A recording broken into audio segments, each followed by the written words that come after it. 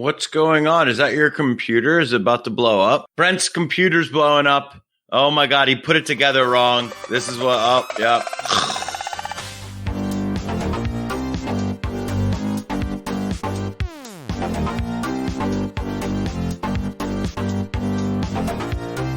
All right, what is up, Crypto Basic peeps, Crypto Basic bitches? It's Brent. I'm here with Adam. Ruthless Levy. Yes. And jeez, man. I didn't use my full name. No, you just kind of abruptly stopped. I feel like you usually say that or something. And I felt like I had to, Mad Libs this. Well, I guess, yeah, fill in the blank. I feel like Mad Libs is how you came up with your middle name. You were just like, okay, let's see. Adjective. No, misspell. I just was signing up for an Xbox Live account, and I guess I smoked weed that night. So I started thinking of really let's think of the coolest way to spell certain words. And then, yeah, I just put it on there. And then when I opened my PokerStars account, I just used that as well because I was like, I just want to play. And didn't think of, the consequences of people just start calling me fucking 15 years later. But hey, it's kind of cool. You're pretty much that's you now. So that's you. What is us? Us is the Crypto Basic Podcast. This is our weekly news breakdown of the stuff that we found that was interesting. Give you a little preview. We've got, of course, our rapid fire section, but we're talking a lot about the IRS and how they're handling U.S. crypto transactions. So sorry, non-U.S. listeners, there's a part of our show on that. We're going to talk about Ethereum's legality, problems for Libra, big story about Hearthstone streaming and how that affects crypto. That's going to be pretty cool. And then I actually, depending on our timing, I'd like to talk about a poker related story. We're going to keep it at the end of the show, but it's been so interesting I've been getting a lot of questions from people outside of the poker world. And I know we have a lot of intersection with our audience, and Doug Polk, who's used to be big in crypto, I guess doesn't give a shit about crypto anymore. He is at least in the middle of this whole thing. So there's enough of a tie-in that I thought it might be interesting to talk about. So that'll be the last thing we talk about before we go on to the mailbag. So you can skip that at the end of the show if you don't want it. All right. So that being said, it is time for the most rapid thing that we do on a daily basis, the rapid fire section.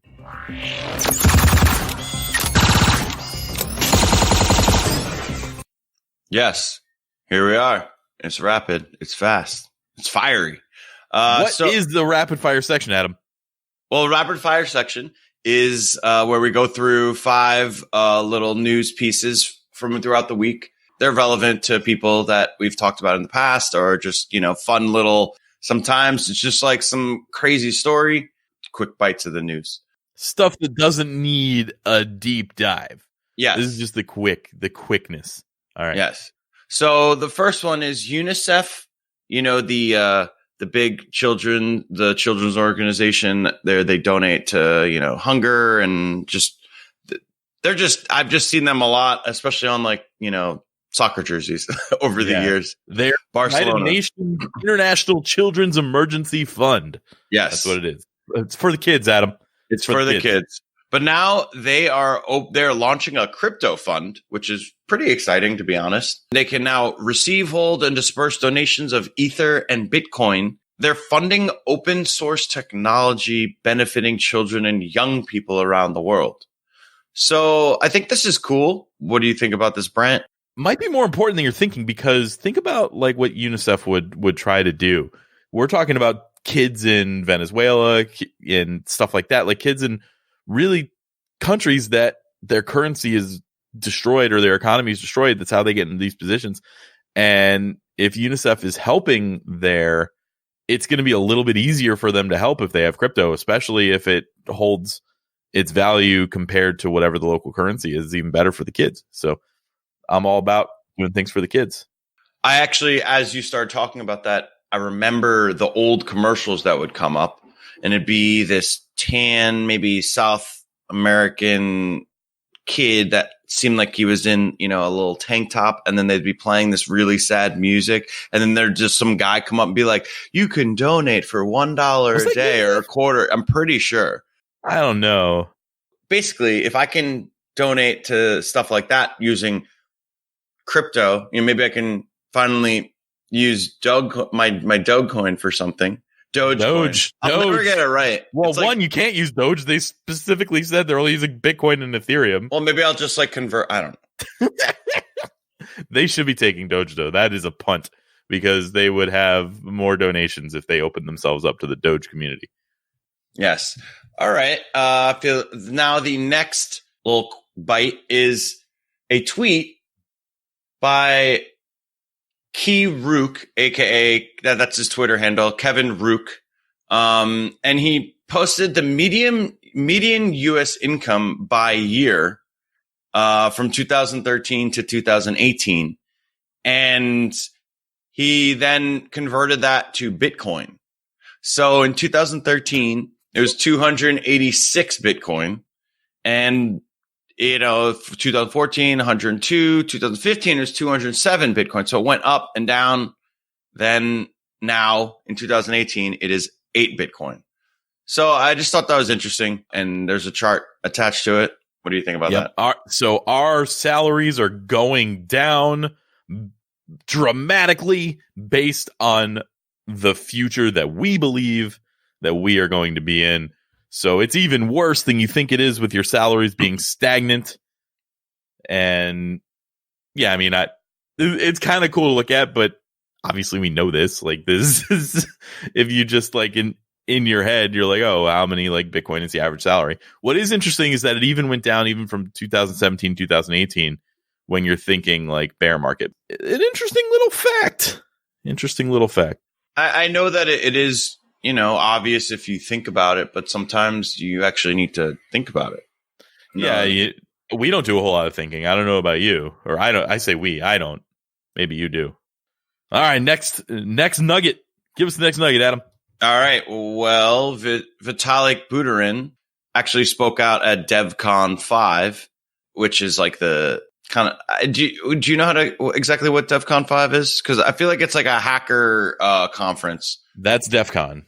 They're different. So DEF CON would be developer version. DEF CON is the one where when they come to town, all the hotels in Vegas and stuff are warned that people are gonna try to hack them. And they do annoying stuff. To the point where I think they've been kicked out of a couple cities. I don't know. Basically DEF CON is a bunch of people who can do hacking getting together, and then very often some weird stuff occurs. So anyway, no, this is DevCon. This is different, Adam. This is an annual gathering held by the Ethereum Foundation. So yes. Yeah, it's just basically all the big guys in Ethereum come together and they talk about, where they're going, how things are going. And on this particular talk, Vitalik claimed that Ethereum will be more secure than Bitcoin after it moves to proof of stake over the next few years. Interesting. Yeah. And he says, they're kind of explaining a little bit about proof of stake in the article, just introduces a system where validators can be questioned. So there are challengers. So you can challenge a block for being illegitimate. Hasn't Ethereum been talking about proof of stake for years at this point? Ethereum 2.0 has been a long time coming. I've given up on any sort of idea of a date in my mind as to what it is. What's funny is there might even be a date now because dates come out all the time. And eventually I was just all right, I'm not even going to bother listening to this anymore because they're just making stuff up at this point. They don't know when it's going to come out. They know they're working on it. So they keep coming up with dates. That's why I like the way Charles and Cardano and the IOHK do their roadmaps, which is just this thing's coming. We're this % complete with it. It's coming. There's no date until it's done and ready for launch. So yeah.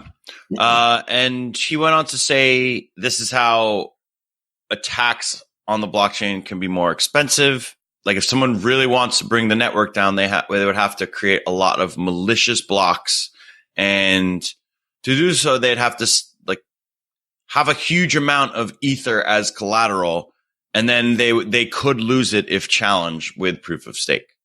So it's even if they still try to hack, like, they could still, let's say they try the old ways of hacking. They need a lot. And then on top of that, someone may notice that there's some irregularity of and there are illegitimate blocks. So there's some kind of negative incentive to attack. Like, I don't understand exactly what this is. You don't understand exactly what this is, but we're going to take Vitalik's word for it. And he's saying it's going to be more secure. I don't know if it's going to be more secure than Bitcoin, but he's just trying to say it's going to be more secure than proof of work. It may be more secure than Ethereum's proof of work. I don't know. We'll see. We have to see when it comes out, but there's a negative incentive to attack the network, basically. There always is a little bit of a negative incentive, but it sounds like they're going to make it harder to attack the network and way less worth your time, which is good. Yes. And then one of the biggest characters in the crypto space. This story, I read this. This can't be real. John McAfee started a decentralized crypto exchange with no restrictions. And he's calling it the McAfee. How do you say his last name? John McAfee. McAfee. But it's like, the MCO. I don't know. Yeah.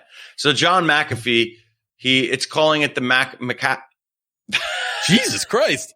All right. So he's calling it the McAfee DEX, the, decentralized exchange. And it's going to be completely running on the Ethereum blockchain. No KYC, which is know your customer, and that's like, where you have to just fill out all these forms, put your passport or whatever in order to just use an exchange.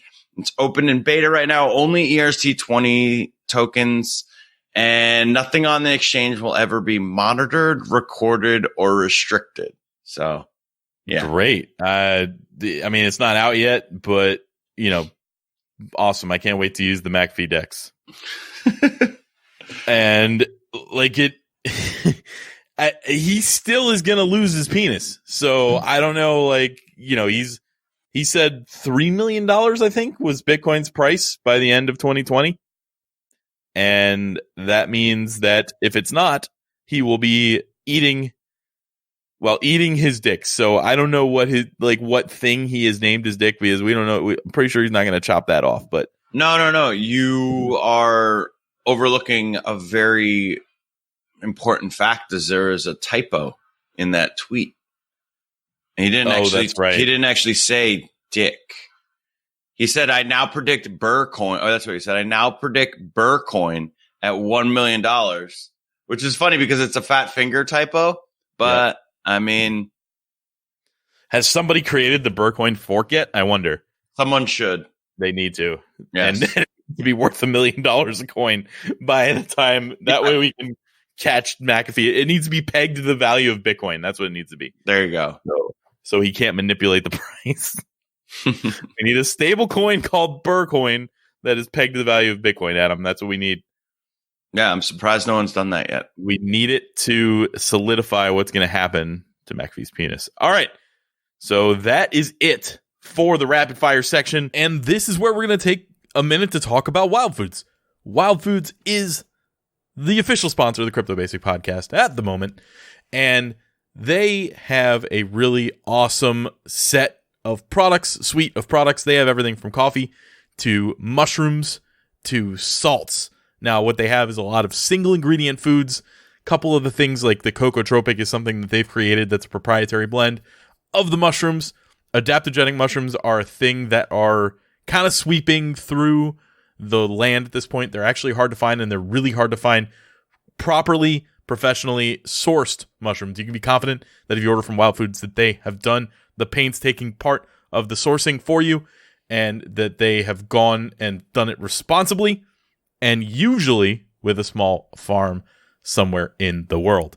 So check them out. Grab some of those mushrooms. I know they work for me. Kareem said they worked for him when he actually, came on the show. But they're definitely cool additives. We got you 12% off if you use the code CryptoBasic12 on Wild Foods website, and they're helping keep the show afloat. So without any further delays, let's get to the big stories this week. Let's talk about Hearthstone pulling some bullshit. First, what is Hearthstone, Adam? Oh, yeah. So Hearthstone is a digital card game. Me and Brent, we know each other by playing Magic, which is, just a physical card game. But Hearthstone is owned by Blizzard, and they basically saw what Magic was doing and decided they were going to create it in digital form. And honestly, they knocked it out of the park years ahead of Magic. Magic never did it until a few years ago, and now they're doing fine. But not even a few years ago, like last year. Yeah, like Hearthstone's been around for 6-7 years or something crazy at this point. And so they have a very large following. They have pretty solidified, tournaments and there's a lot of things, they have something called the Hearthstone Grandmaster Tournament, I think. And in this particular tournament, there was a Taiwanese player named Blitzchung.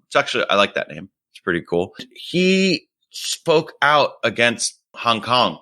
No, he spoke out against China. Sorry. He was talking about Hong Kong. Yes. The quote was, "Liberate Hong Kong, revolution of our age," and he was wearing a gas mask in the Twitch interview. Which is a symbol of the protesters because they have to hide their faces from facial recognition because you can be arrested just for protesting. Yeah. So you can go on Twitter and see the video. They actually deleted it from their account, and then someone else obviously grabbed it, and it's just up. And so the fallout of that was this guy, he did well in the tournament, and then they took his prize money. Blizzard banned him from they took his prize money. They banned him from future tournaments. It's just been a massive fallout with Blizzard. A lot of people have been kind of boycotting them, saying no longer going to play these games. So before we get into the result here, I promise this is going to be blockchain related when we get to the result. But I just want to put this into perspective. Blizzard is a U.S. company. They're a publicly traded U.S. company. In fact, you own some of their stock. So, or at least you used to. I don't know if you still do. Yeah, at some point. Okay, so so we can put that bias out there. So we're even saying this bad stuff, which in theory, that you could still own the stock on. But they, for some reason, went balls to the wall on hurting this guy that spoke out against Hong Kong. Now, they do have a policy of not using their official streams as something as a political tool. Like, you can't go on there and be like, fucking vote for Trump 2020 or like impeach Trump, anything like that. They aren't cool with it. It is against their policy. However, what they did was they took this guy, banned him for life for a year from Blizzard tournaments, and retroactively took away his prize money that he'd already won that had nothing to do with his demonstration. And this is a huge, huge problem, and they are doing so because they have a conflict of interest. One, the Chinese market is huge for Blizzard games. They released this whole game. It's not out yet, but it's called Diablo Immortal or whatever. It's a Diablo game, and all the fans were like expecting a Diablo remaster of like Diablo 2 or 3, and they got one of those shitty mobile games where you have to wait a little amount of time before you're like, you know the ones I'm talking about, where it's like you build your city and you fight and like you wait time before you can get more resources. Kind of the Farmville approach. That kind of game where you have to like pay to win, basically. And the Chinese eat that shit up. So everybody's like, they literally developed this game for the Chinese market. Nobody gives a shit in the US. And also, it was something that I did know that you put here is that Tencent, which is a Chinese conglomerate, has a big stake in Activision, which owns Blizzard. And Tencent also has a big stake in Reddit. There's been some weird Chinese censorship going on Reddit. So this is all what you think about whether the protesters should be doing it or not. I'm certainly pro Hong Kong liberation. I'm very proud of what the protesters are doing. But the censorship should be something that we as a crypto community are all against. That's why Bitcoin was created. That's what one of the core values of the community is, and this is bad. So if they had come out and just like given this guy a slap on the wrist, if they were just like, look, dude, you can't say this stuff, you're banned for a month or two, didn't take away his previous prize money, they could have given him some sort of negative repercussion here that wasn't completely out of left field, insane, throwing the book at him, making an example, and it would have just been swept under the rug. So I don't know if they did this on purpose to cause a ruckus, but it worked. So I do think that while you're presenting good points about, censorship, and it is ridiculous, I think back to a situation that happened on a poker stream a while back. The European Poker Tour, they stream on Twitch, they stream on YouTube. They actually tape their own, product for TV in the UK. There was a final table where these guys wore Save Gaza and Free Gaza, Save Palestine shirts. They were both at the final table together. And it kind of created a really weird situation because the commentators are operating for semi-live. They're 30-minute delay.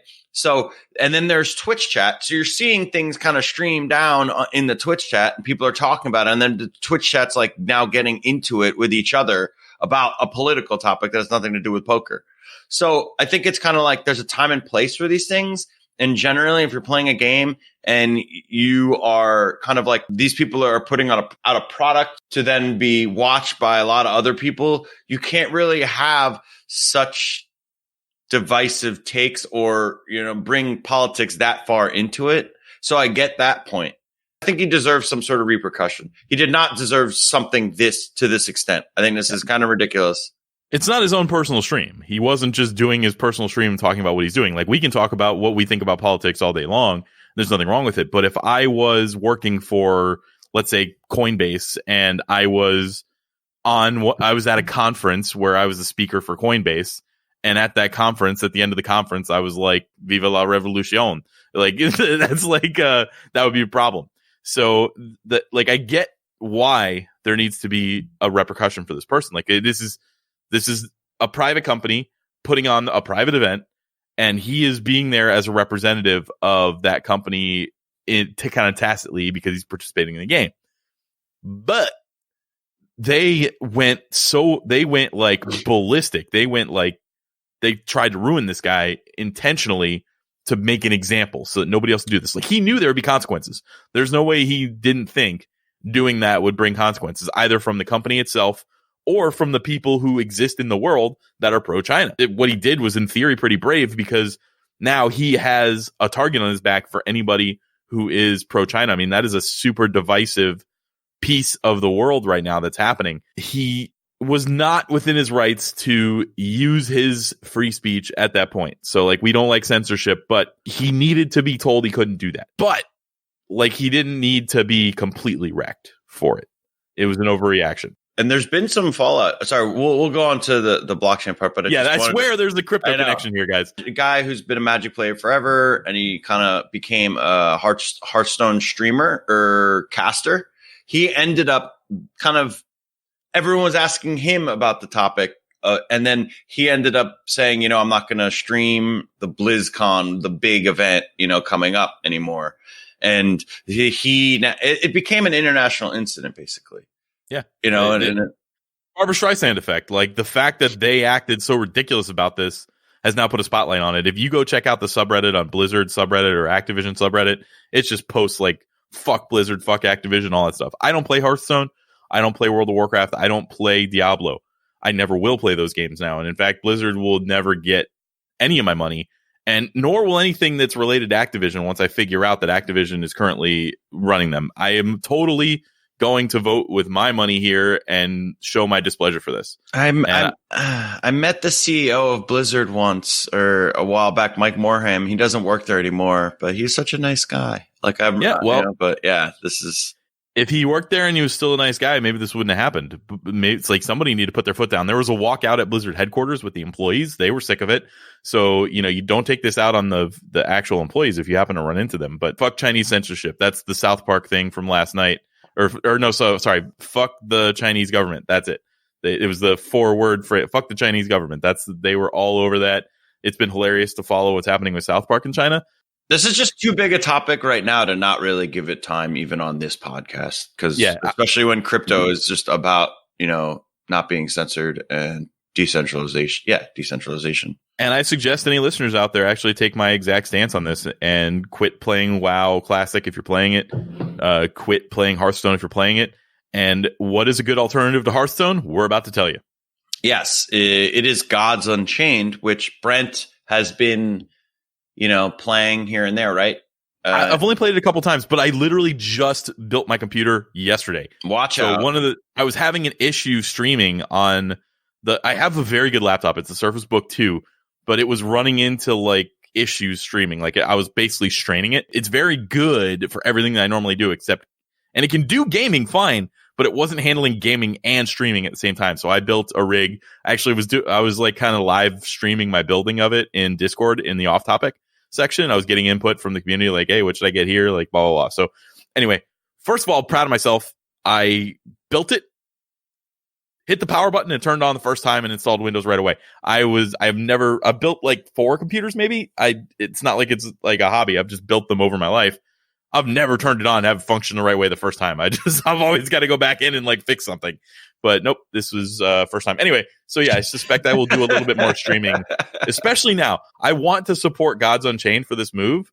So I kind of talked a little bit of shit about their game. I was like, it's a Hearthstone knockoff with a couple of different upgrades or whatever. Now I'm happy they're fucking knocking off Hearthstone. So I'm going to probably stream that more. So we have like, I don't know, 50 subscribers on our Twitch channel or something like that.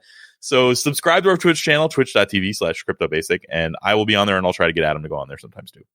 Yeah. And so basically Gods Unchained reached out to Blitzchung, and they will reimburse him for his lost winnings, which I think amounted to $10,000, and will invite him to their upcoming $500,000 tournament. That's also another reason to get good at Gods Unchained. And they went on to say that Blizzard will exploit their players if it is in their immediate financial interest, and how Gods Unchained is built uncensorable items with an open economy and market.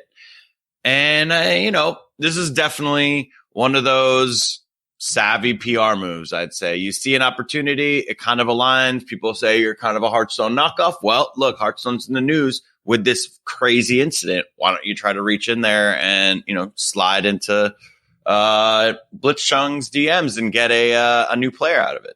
Yeah, they're not even attaching it to like a deal. They're not like, hey, sign with us, be a player that represents us, and we'll give you this money. They're just like, no, dude, we're going to give you your money. Like, we think this is bullshit. Here's $10,000 or whatever he was actually supposed to get. And if you'd like, you can participate in our tournament where you could win more money in a game that's super similar that you're probably going to be good at if you give it 5 minutes of your time. Yeah. And obviously it's a PR move. Obviously it's also working because we're talking about it and we're happy about it. And the 500K tournament makes me want to at least give Gods Unchained a shot. I downloaded it, but I kept having issues, or not. It's not even downloading. It's like, you're using MetaMask or something to get onto it, but it wouldn't let me log in, and I just kind of gave up after a bit. I can get you past that. Also, I'm not going to be able to stream until I get my meta. I'll talk about this at the end of the show because the Patreon people are still waiting on their tokens. But even though I had my engine, I got my engine private keys or whatever, I forgot that I did the engine paired with MetaMask, and my MetaMask seed phrase is back home in Fort Myers. So, and my dad just had surgery. So I was going to get to this in the end of the episode, but now I'm going to get to it now because why not? My dad just had surgery. So I'm waiting for him to like be okay, to be like, hey, Dad, I need you to go here, use this code, open this, find the piece of paper that has this written on it, and read it to me. Like walking him through that. So anyway, yeah. Sorry. So that's when I'll start streaming again. And the last thing on this topic is Gods Unchained then was hit by cyber attacks after speaking out against Chinese censorship. Of course they were. Boy, hopefully they don't do any sort of attack on the blockchain. I feel like but Gods Unchained is on Ethereum, so I guess they can't really attack Ethereum successfully, so that's fine. Yeah, of course they got DDoS or whatever. Whatever. Like I said, I am totally on board with fuck the Chinese government. And Kareem he's not here today, obviously, but he tweeted for the first time in like 4 months about this. Kareem does not use Twitter. He has followers because like when we've done things on the podcast, people have ended up following him, but he doesn't tweet. And he said he's literally never giving Blizzard or Activision a second of his money or a second of his time ever again. Never watch a streamer blah, blah, blah. So this is, yep. Anyway. Moving on, I actually did tweet yesterday. I haven't tweeted in a while. And my tweet was that Ballers is the best show ever to half watch. I have not. You just like half watch it. It's not the best show ever. It's a great show to be like, you know what? I'm going to kind of watch it. And occasionally there'll be some good music, maybe some hot women, cool cars. And occasionally I'll be like, oh, what's going on in this sports soap opera? Entourage won me over in the scene where where Terrell Suggs is in a bathroom just like smashing a hooker, and The Rock walks in on him and he's like, oh, hey, look, I need you for something. He's like, dude, I'm busy. And he's like, no, I kind of need you. And he's like, what the and he's just, anyway, great show. That was Ballers. You said Entourage, but it's like basically the same thing. Oh yeah, I meant Ballers. Version. Yeah. Obviously we're talking about Ballers. Yeah. So they're very similar. Brent, do you want to talk about your favorite company, the IRS? Yeah, let's switch from a overseas, talking about China, Hong Kong. That could have been in our crypto around the world, and we're going to talk about the US. We're talking about the IRS putting out an FAQ on virtual currency and their transactions. I pulled out what I felt like was the most pertinent information. I'll go through it kind of quickly. Obviously, I'm not a tax professional, so I don't know how some of this stuff works, but it's being treated as property for tax purposes. You must recognize capital gains or losses on your sale of virtual currency. If you hold it, it's fine. Now, I didn't read anything about like-kind exchanges, but it looks, I don't think you can switch one virtual currency for another without realizing your gains. Because specifically, it was excluded from like-kind exchanges a couple years ago. Could you explain the like-kind exchange? Yeah, so like-kind exchange got switched around, but basically it used to be like if you sold one house and immediately bought another house with the money that you bought from house one, you didn't have to realize capital gains of house one because you're trading house one into house two, which is the same kind of thing. And it was applying to virtual currency. So as long as you didn't turn it into USD, you could trade Bitcoin for Ethereum and it was not triggering a taxable event. They stopped that a couple of years ago, so it did trigger taxable events. Nothing in here looks like that is going back. So still, you change Bitcoin into Ethereum, you've created a taxable event for yourself, in my understanding. If you hold it for a year, you have to pay long-term gains. If you hold it for less than a year, you have to pay short-term. Short-term are more expensive than long-term gains, I believe. And you know what? I might even be wrong on that, so don't, whatever. Just, that's how it's treated. Look that up. No, I think that's right. Gain or loss is based, of course, on US dollars because we're talking about it being in the United States. You get to include all fees that you incur to get the coins in your cost basis for them. It's unclear if you can include like network fees. So if you need to transfer Bitcoin here to there, if you have to pay $1 or $2 via worth of Bitcoin in a transaction fee, it's unclear whether you get to claim that or not. But it does say fees, so I suspect all fees, even blockchain-specific fees, are going to be involved. If you get paid in virtual currency, it is income. And also paying somebody in virtual currency means you have to recognize your gain or loss on that virtual currency. It's the same as selling it for USD. They talk about the fair market value a lot of crypto, and they have different ways that you can determine the fair market value on things, but figuring out the fair market value on crypto is a little bit tough because there's some reporting discrepancies, but I'm sure a professional will be able to tell us that. In fact, if you happen to be a tax professional, come on the show. So there were a couple people that we turned down because it was clear they were just shilling their like tax preparation services. But honestly, I met some guy a while back at the crypto conference that I could reach out to that guy. I'll reach out to that guy. We'll get somebody on the show to talk about this. I mean, if you filed an extension, our next show is going to be out past that. But anyway, if you don't receive a coin, so hard forks are we're going to talk about the problem with the hard fork situation later. But right now, in a hard fork, if you don't get a coin in a hard fork for whatever reason, then you don't have income. If you do get coins in a hard fork, then you do have income. Soft forks produce no value. That would be like, the soft fork is when the old chain is abandoned and the new one is held. You don't now have like 2 coins in that situation. So they're considered ordinary income, not capital gains. There's a different tax bracket thing on those. And you're supposed to base the value on the day that you can actually sell or transfer the forked coin.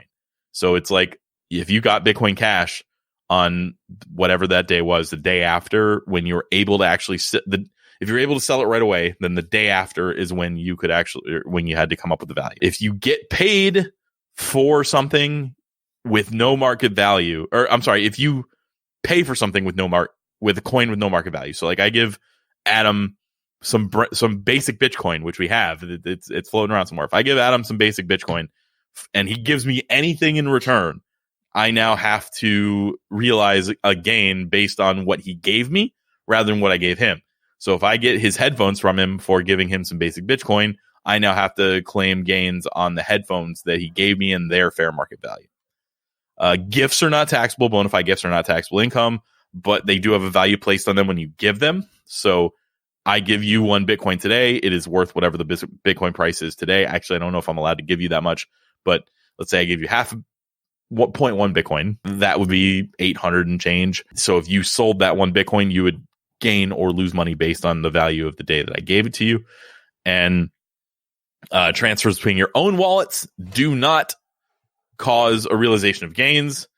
And there's some problems. Here's the biggest thing. The hard fork thing is a weird thing that they've done. It's a point of contention. So if you get a hard fork, you have a taxable event.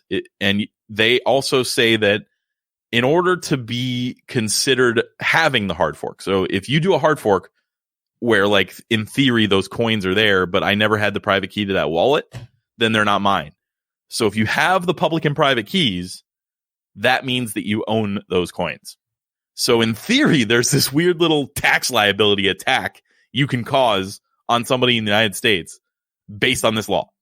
You can fork a coin that they own, and then you can send them the private keys to those wallets or whatever. Or you can even fork any coin and send them the private keys and public keys, and now they have that coin. And if it has any value, they have to pay taxes on it.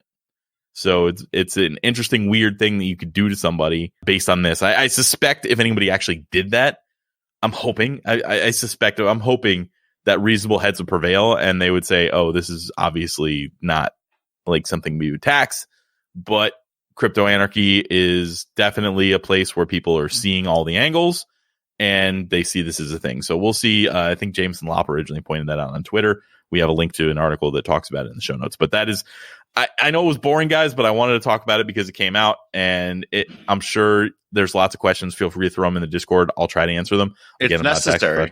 You know, it's as boring as it is necessary to talk about this. It's it's the first time since 2014 that the IRS has put anything out regarding crypto guidance.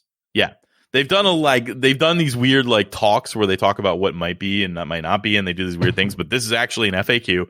It's on irs.gov/individuals.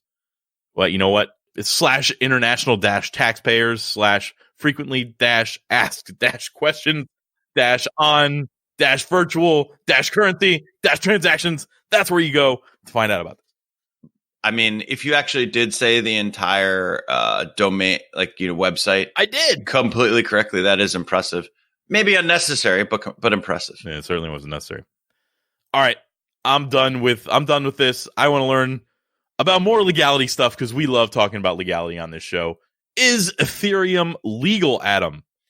That was actually just a rhetorical question, but it is an interesting article that I read with a talk at DevCon 5 yet again from one of the other big heads in Ethereum, Vlad Zamfir, and I forget what his role is, but I know that he's just very high up at Ethereum. But he started talking about how it was more of a warning to Ethereum that developers need to start thinking about its legal status rather than hoping it's the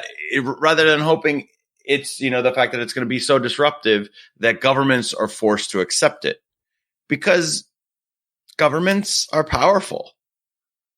Governments can, make some moves that could render certain things useless. I'm not necessarily saying that they have it figured out for cryptocurrency or anything, or they're even going to do that, but it is relevant to think about. And to just be so brazen regarding, cryptocurrency being like, no, it's just going to change the world. But how is it going to, what are the steps? How is this going to disrupt these governments? Can these governments, step in? So he was kind of posing this problem, or not a problem, but just like an issue that could be relevant down the road. He says that Ethereum was born into a counterculture movement, the cypherpunk movement. Can you really explain what a cypherpunk is or what the movement was? I know it's like kind of how Bitcoin was created. Yeah, it was like a mailing list and a community where they talked about different forms of. They were trying to create Bitcoin. They were talking about ways to get stuff away. Anyway, I didn't look too much. This was all born out of the cypherpunk movement. I don't really know what the cypherpunk movement was all about. I know it was a mailing list. I know they talked about things related to this, and it's posited that Satoshi was certainly part of that group. Yeah. So Vlad Zamfir is the Ethereum Foundation researcher, pretty high up in what he's doing. The issue is smart contracts. Oh, sorry, I didn't finish the quote from him. But he said in Ethereum, we went much farther than Bitcoin and said we didn't just want to do this for money, but for everything. And that's great. But the issue is smart contracts are basically an esoteric legal form. It's almost understood as legal contracts. And he went on to ask, how does our anti-legal revolution react with the established legal order? These are good questions to think about. He's talking about posing this question because if blockchain creators keep acting with no respect for the law, it will provoke a reaction from the governments. Yeah, which we're going to talk about. Well, actually, we're not really going to talk about, but, we're kind of going to talk about, yeah. He said that there were 3 scenarios that could happen. One is Ethereum gets co-opted, as in they decide they're going to work together and figure out how they can adopt blockchain, and maybe Ethereum bends the knee slightly for certain things, and then things go on, and all of a sudden it's a lot more efficient for everyone. That's obviously the best result. Then it could get regulated, which is that's less good, but still fine. And then it could also just get governments can come up with something else similar, maybe not as efficient, but still, they could come up with a centralized system that runs electronic contracts, making payments happen automatically, but it could be faster and cheaper and maybe more tempting to businesses.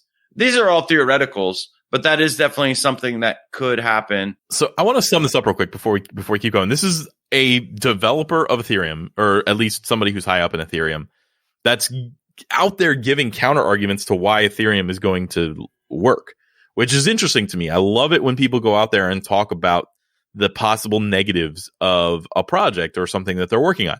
It shows that they have a level head. He's like, we're not stupid. We haven't not thought about this stuff. We know that these are possibilities. So I think that's an interesting thing to think about from a bird's eye view. I like that he's at an Ethereum, summit and talking about this stuff because he brings up very good points. I know that we'll say 2 years ago when everything was booming, you would say, oh, Ethereum's just going to change the world. It's so disruptive. The technology's so, ahead of its time, and governments are going to be useless or whatever. There's a lot of speculation, a lot of. Yeah, I'm not going to say I haven't been a part of that. That's what I want to see, but it's tough. It's a long road. Yes. And so then he closed the talk by saying, we, as in Ethereum, are pretty disruptive, and it's inevitably going to come to a head. What we're doing is too radical and revolutionary for the established legal order to ignore. I completely agree, and I think it really does make you think about the future of Ethereum and governments, and at some point they could just decide, the Trump administration could just be over it. No more crypto, or in the US. Yeah, maybe there would be an uproar, maybe not. I don't know. It would just be, that is a possibility that could happen in certain places. Now, could they stop it? Maybe not as much, but, one day they could just say, hey, Americans, if you hold cryptocurrency, you could, that is illegal. There's a lot of things that could happen. It also could just be, hey, cryptocurrency is a part of our everyday life because it is really, it has, smart contracts and blockchain really help make everything a lot more efficient. We don't know. I agree on all fronts. He's making perfect points. And ideally, the next thing that we're going to talk about is kind of running point here on like getting people to ignore Ethereum for a little bit longer, because the longer it's ignored, the more it's hard to get rid of. So hopefully regulators continue to ignore it in the or at least make laws that are pro Ethereum.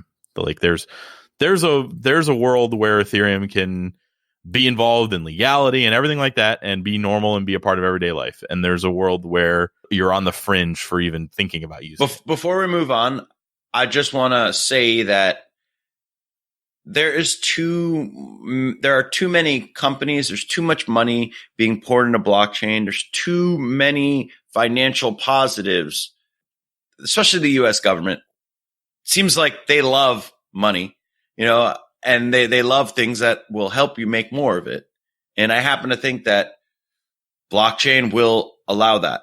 So why would you ban something like that? Well, they also like being able to control the money. So if there's anything that is actually actively taking that control away from them, that is where you might see a crackdown. So it's anyway. Look, I'm going to love the fact that we're going to be reporting on this as it comes through all of its different iterations, because it's going to be interesting to watch no matter what. Yes. So speaking of governments, I'm going to transition myself here. I don't know why, but talking about governments, Mark Zuckerberg. Well, you know what? Libra's got a bunch of different problems coming. We've had some of these in the rapid fire section. We decided to make a little Libra section. Maybe we should just make a whole section of the podcast, which is like the stupid Libra section. But we have some issues with the original Zuckbucks, not like the cool Zuckbucks that's actually out there. Mark Zuckerberg has to testify before Congress on Libra's cryptocurrency on October 23rd. And the hearing is tentatively called an examination of Facebook and its impact on the financial services and housing sectors. So that's great. Congress doesn't have a lot going on. They got to talk to Mark Zuckerberg about his virtual currency, and they are going to do so towards the end of the month here. So we'll definitely report on that when it comes. But they've been facing a lot of backlash. Some people are not about the backlash, Adam. We said that all we kind of had so far were some letters for people saying they were going to be on. Well, Libra decided to call a meeting of all the people that signed on, the 28 people that signed on, saying like, yeah, we're going to be involved in this, about the regulation pressure and what's going on. Well, only 27 of the 28 people showed up to the meeting, which I suspect was like a conference call or some kind. Maybe it was an actual meeting. I don't know. PayPal didn't show up. They said, fuck it, we're done. And PayPal is out of the Libra Foundation now. They have pulled their support. Yeah. So now it's down to 27 individuals or 27 companies instead of 28. And PayPal, who has links to David Marcus, that would be the last person I expected to pull out, unless like he left PayPal and some sort of a tizzy or something, and now they hate him. But I suspect he has a lot of respect from the people at PayPal, and they were like, nah, we good. We're done. We're out. So the rest of these people went to a meeting. We'll see as Facebook starts to ask more and more of them if they are going to continue to see people drop out of the possible Libra Foundation, which then centralizes the power even more on Facebook if they go ahead and go forward with it. So I'm sure Facebook doesn't care. They're going to do what they're going to do because they're Facebook. That's basically those two things. And then finally, Tim Apple, of course, Tim Apple, the CEO of Apple, who is also known as Tim Cook, but because I like to be succinct, Adam, and I like to say things in the most direct way and save time, I'm going to call Tim Cook Tim Apple. He slams Libra as power grab is actually the title of the article, but he's actually probably slamming all of crypto a little bit and also taking a dig at Libra. Here's the quote. No, I really think that a currency should stay in the hands of countries. I'm not comfortable with the idea of a private group setting up a competing currency.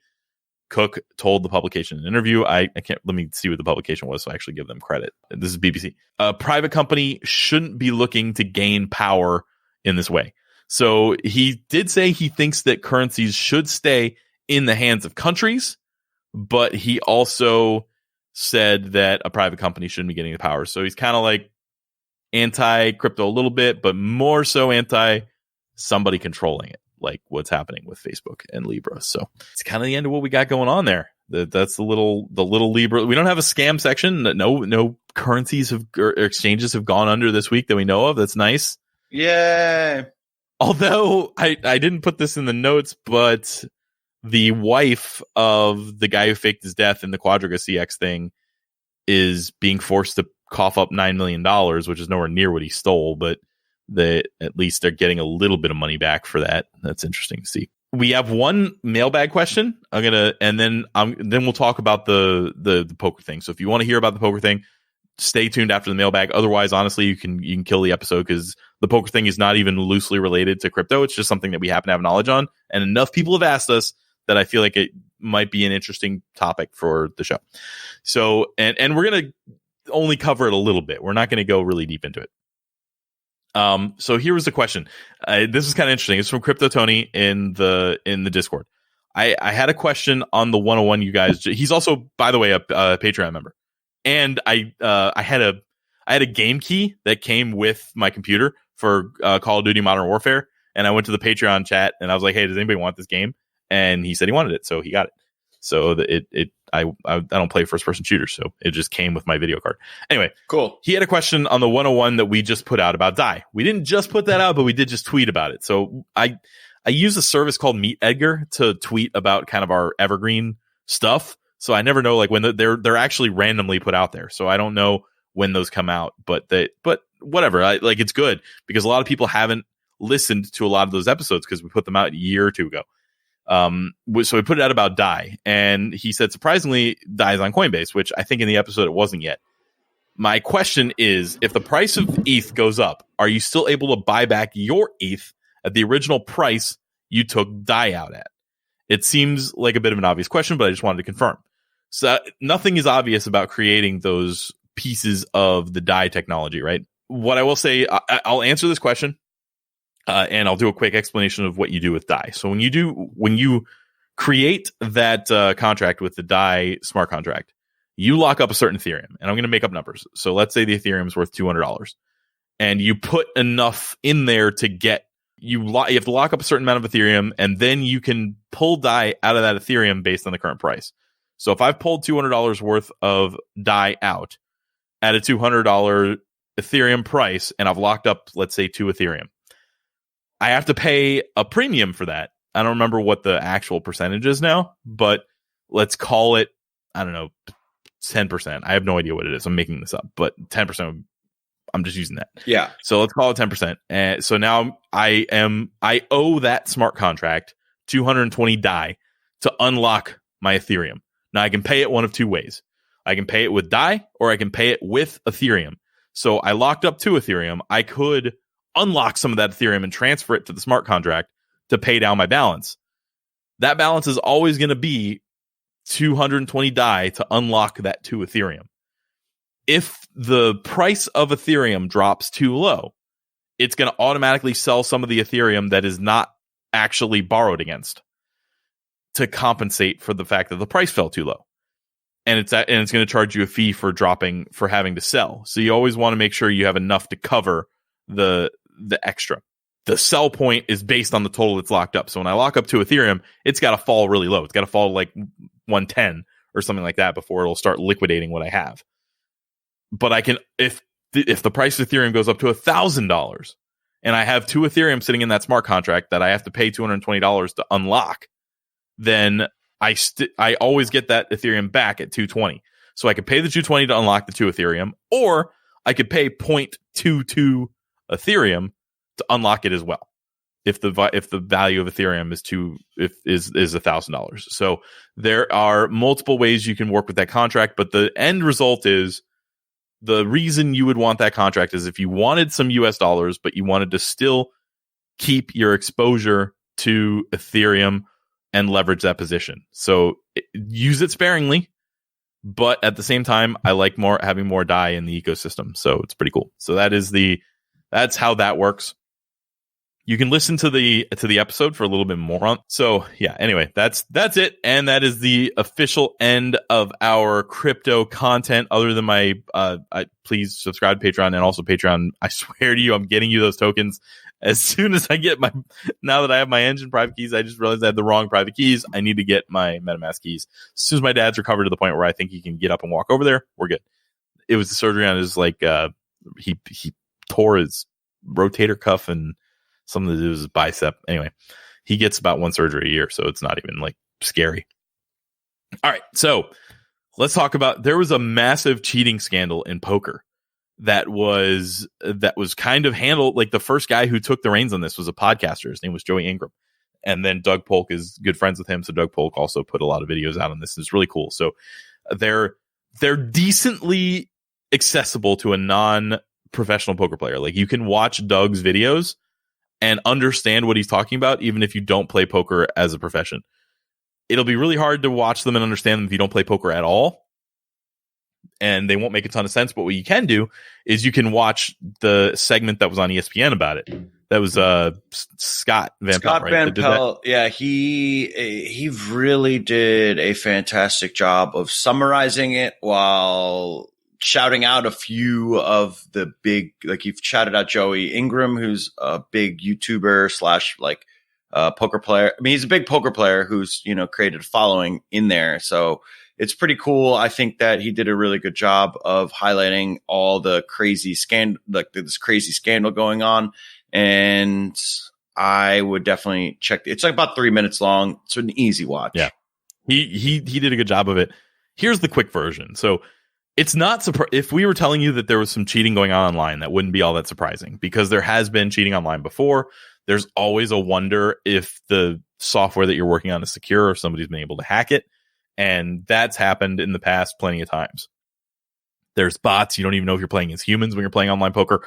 But there is a very big surprise that something happened in a live poker session, because that's a lot harder to do. So, look, obviously everybody's innocent until proven guilty. But my personal opinion is that this guy cheated. And there is tons and tons of evidence. So what happened is this guy was playing on a live stream. And in poker, the live streams are delayed 30 minutes. So that if you were playing at the table, you couldn't get somebody's hole card information and use it during a hand. You can use it later. So you can look and see what people used to have on the later stream or later in the stream. So you can see if you got bluffed or something like that, but nothing live. And but it's being recorded. Like, so obviously the recording, the physical getting that information exists. And it is real and there and data somewhere that can be gotten. So what happened is this guy was making plays that are basically impossible. He was always making the correct decisions on spots where you either fold or call. Like those decisions were always right, and they were right in a super weird way. So when we talk about red flags and we're talking about like crypto scams and stuff, this guy was throwing up red flags left and right. And if you see one of them here and there, you can attribute it to a mistake, or you can attribute it to getting lucky.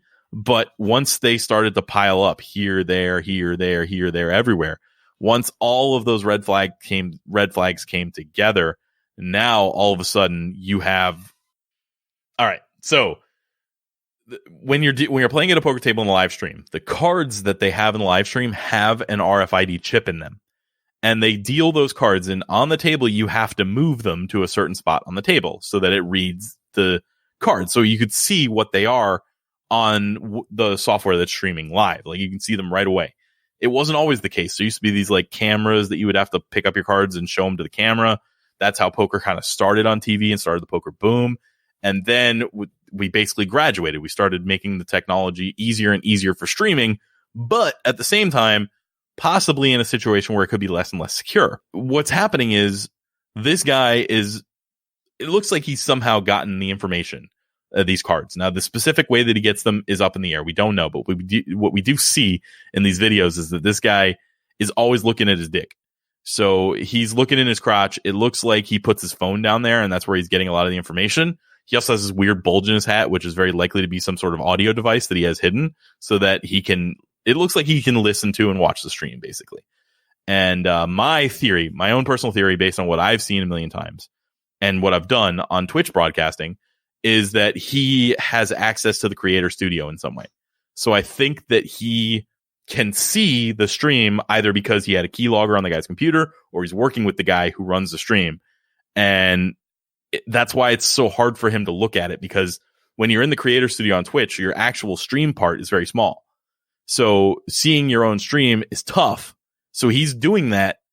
and it takes him a while to kind of come up with the information. Or he may have the stream key and he's able to put that stream key into something else so that he's getting the stream key live, even though Twitch will broadcast on a 30-minute delay. The stream key piece is the live piece, and it's like a public and private key situation in crypto. It's the same. The stream key, you regenerate them all the time, especially if you think that somebody else might have compromised it. Back in the day, there was this website called Ultimate Bet, Absolute Poker. They were kind of the same, but the Absolute Poker, where this guy ended up cheating because he could see everybody's hole cards because of a flaw in the programming. And the way that the poker community figured it out was they plotted the win rates of everybody on the entire site, and they've created a graph. I do want to say that the poker community is a very unique kind of oddball one, but if there is something weird going on, they're ultimately, as like a hive mind, they're extremely intelligent. It is really hard to put any, like obviously you can get like stuff by for a bit, but eventually they're going to figure it out. And there were people, back then who, this was honest, like 13 years ago, 13 years ago, I'd say. I think it was maybe 2006, maybe it was 2008. Regardless, it was at least a decade ago. I actually was on Ultimate Bet as a sponsored pro. Obviously. Yeah, you got pretty fucked on that. Yeah, I got, when they went insolvent after Black Friday, after all the money, like I lost a bunch of money on that. Granted, I think if I would go back, I probably would not have been an Ultimate Pro, but it is what it is. But they basically, and they had to do this on like an old forum, and they found out. So basically in poker, there's a certain attainable win rate that you can achieve if you're playing maybe optimal, GTO, game theory optimal. And obviously you can make like certain live reads sometimes, but there are certain spots in hands where, like, let's say you have pocket kings and then someone has aces, two best hands in poker, and you have like 50 big blinds or something. There isn't enough room for you to possibly know that he either has aces or has queens. And if he has queens or aces, queens, or ace king, so there's a situation where it's like, you're gonna get it in, and you're just gonna have to hope that you get lucky with the 5 cards running out. Yes. So I was just saying that there's a lot of spots where it's like, you can't avoid that. So if you're avoiding shit like that in more complicated spots post flop, where you just are, I think there was a hand where he like raised the river with ace high, and then someone ended up here like calling him with a better ace high because but he saw that the guy had a better ace high, and then the guy still soul read him and called him like, and actually he lost the pot, right? I think. Yeah. So the guy, he's just making correct decisions too often. But the graph that I was getting into there before he went on the Ultimate Bet tangent, they had a graph, and the way they figured out this guy was cheating was there was a graph of like all the different dots of all the different players, including the winning players, all bunched together. Then there was this one dot all the way up and to the right that just shouldn't exist. It was way too far outside of the realm of being a statistical anomaly, because the statistical anomalies were already accounted for within the cloud. So there was this cloud of dots with a few dots around the outside that were the anomalies, and this guy was all the way up and to the right. And it was not possible that guy existed. His name was Pot Ripper, and that's how they started to figure out that he had to have been cheating somehow. Then this guy, this Mike Postle moron, is even further up and to the right than Pot Ripper. So the guy who was cheating online for a long time, this guy is doing it even better. So maybe he had more of an understanding of poker, or maybe like he's just being more brazen about it or something, but he's even more of a winner than the last guy that everybody caught looking at hole cards. It's insane. I actually met this guy one time. I forgot. He was on a cruise with me, and for like an Ante Up cruise. I write for a magazine called Ante Up, and he was on a cruise with me. He's actually a nice guy. I liked him. We hung out, we drank, it was fun. And I forgot because I was Facebook friends with him when I started talking about it. And then somebody like messaged me. It's like, hey, you're Facebook friends with this guy. I'm like, wait, what? And then I tagged him, and he immediately blocked me. So I'm no longer Facebook friends with that guy. But the end result is this guy probably can see his opponent's hole cards in some fashion. Now, either he has a way to read the RFID, or he has a device that can communicate the information to him, or he has somebody working with him. But or there is a possibility that would be like somebody getting struck by lightning the same five times in the same place.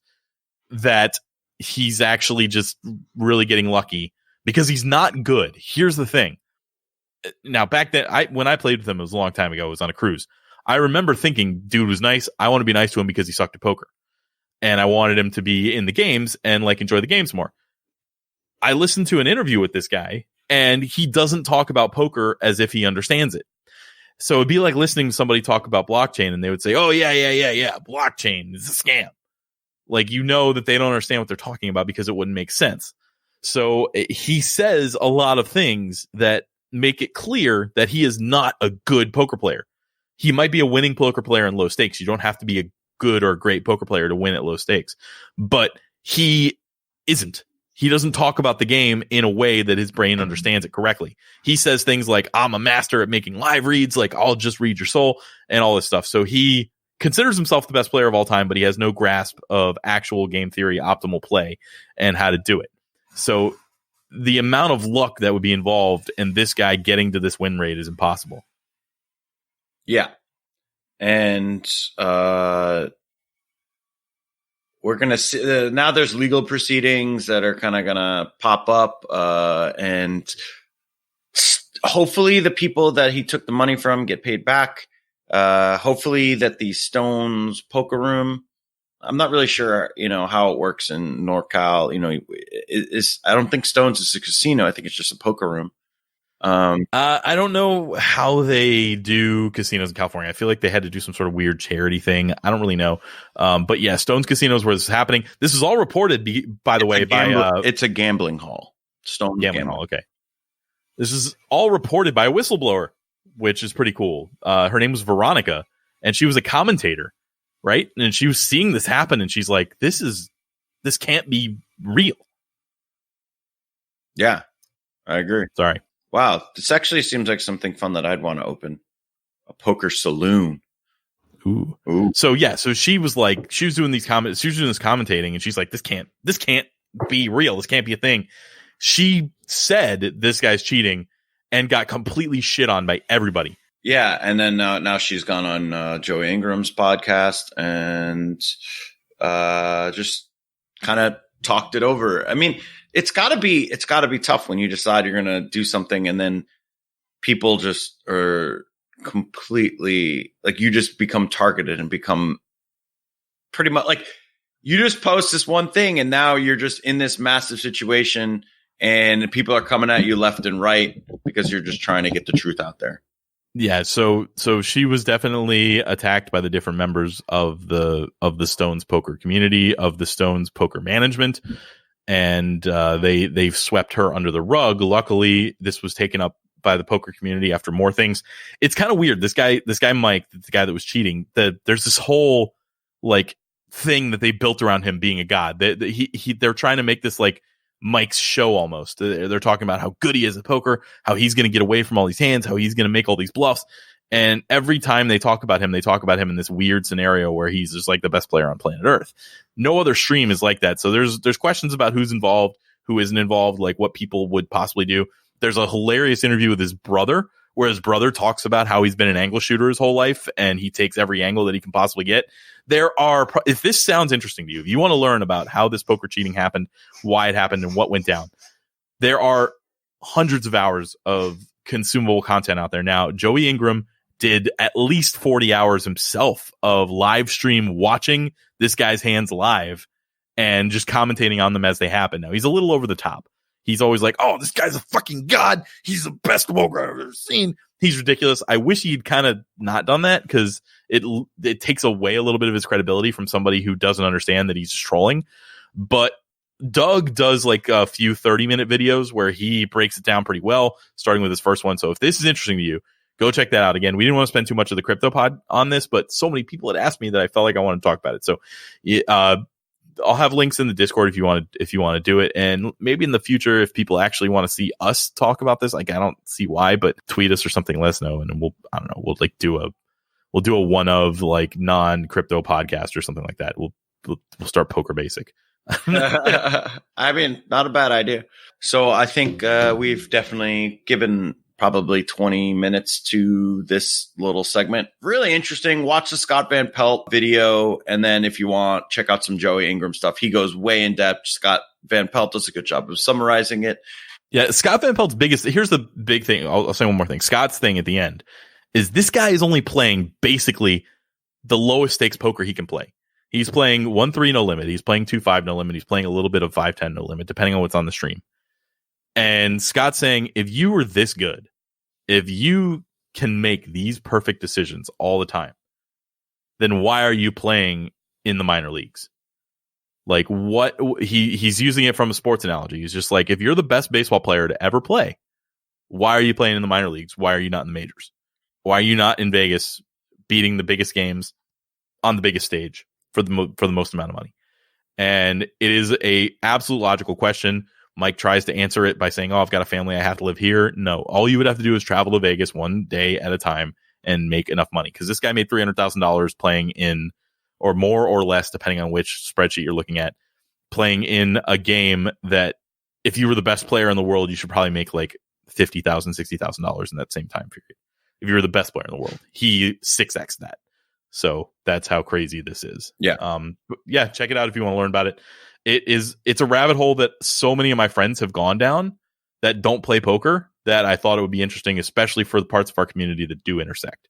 And I also wrote my Ante Up column for November. It won't be out until November 1st, but I wrote it about how to see if you're cheating. And I focus a lot on the red flags. I'm just like, look, red flags together in aggregate mean something.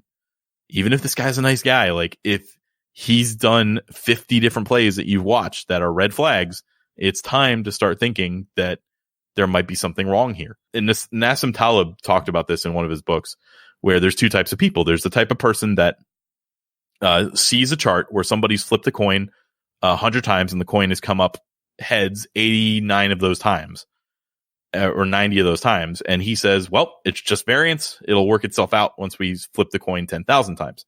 And there's another person that says, hold on, this coin has been flipped 100 times and it's come out heads 89 times or whatever I said. That's too much. There's something wrong with the coin. And neither one does enough research into the other's position. They both immediately think that they're correct. And sometimes the answer's in the middle. But really, if you're person A, don't always just assume things are going to work out in the end, and give them a little look when they look a little bit weird. And if you're person B, don't always assume that everything's a scam just because it's being a statistical anomaly. Yeah. All right, that's it. That's it for the show. I think we did a good job. It's a long show. Yeah, I agree. We are not financial advisors. We're just two idiots just trying to keep it very basic for all y'all out there. Until next week, see you guys later. All right. Peace. See ya.